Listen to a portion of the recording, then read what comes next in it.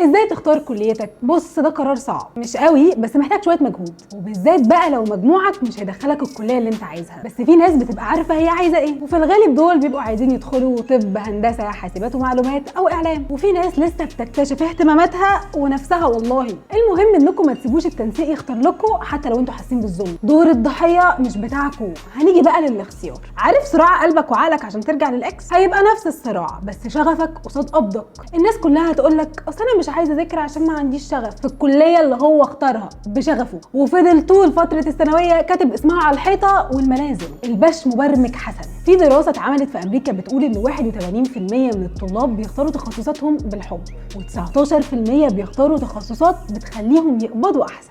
واكتشفوا ان 6 من كل 10 اشخاص اختاروا تخصصاتهم بالحب ندموا وعملوا شفت كارير علشان عايزين فلوس، والشغف ماكلهمش عيش حرفيا. وده يخليك تسال نفسك، الكليه اللي انا عايزه ادخلها دي ليها مستقبل في سوق العمل؟ والاختيار هنا مش هيخلينا كلنا نروح لكليه واحده. لازم تبقى فاهم اهتماماتك، انت بتحب ايه الحاجات اللي تحب تعملها ال4 سنين الجايين. طيب عندك طموح في شغلانه معينه سمعت عنها قبل كده؟ دور عليها وشوف دي تدخل لها كليه ايه ولا تقضيها كورسات. طب انت عندك مهارات زي المونتاج مثلا فتحب تستغله في شغلك وتعمل افلام قصيره؟ اقعد مع نفسك اكتشفها وخليك واقعي. يعني ما تبقاش ما بتفهمش في الرياضه وتدخل تجاره. خليك صريح مع نفسك، وانا كده قلت لك